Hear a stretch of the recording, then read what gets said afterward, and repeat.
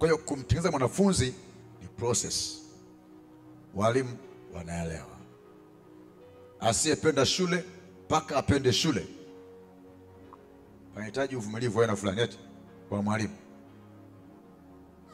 Anakuja huyo hataki kuandika rafu, hataki kufanya homework, vurugu, hata kichwa hiki kina vitu vya ajabu mpaka umtengeneze, tumia mbinu nyingi mpaka yule mwanafunzi ambaye sasa anaelewa, sasa anashika, sasa hata mpaka aje kwa mtu fulani.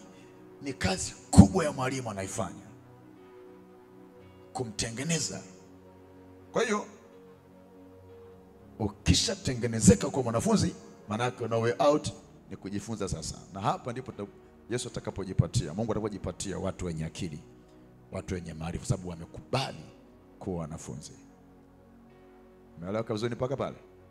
Kwa hiyo jishughulishe kuwa na tabia ya wanafunzi sasa. Usikivu, uelewa, utulivu, uzingativu, yes. Kufanya kazi ambazo unapewa, kuwajibika kuwa mwanafunzi. Kanuni za kiwanafunzi zizingatiwe. Takiwa wahi mwanafunzi wakati wa darasa, awe mtii, awe msikivu, lakini pia awe tayari kupata adhabu. Asiweke mgomo kule kwa mwalimu kukitokea adhabu. Si mwanafunzi Luka kachula, kuna Luka kachula, napata adhabu kidogo. Kimbia mchaka.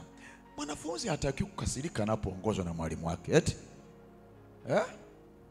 mwanafunzi akutana na vimbo, anaanza unaniambia nini? Unataka mpigane ngumi? Huyu haja mwanafunzi, huyu anatakiwa awekwe mahali fulani, sasa aanze kunyoroswa vizuri ili akubali kwa mwanafunzi. My God, ni muhimu sana kufanyika mwanafunzi. Amen. Kwa haishi tu mtu amezaliwa, asipozingatiwa kufanyika mwanafunzi atakuwa kitu kingine. Bwana tusaidie kutoka pale.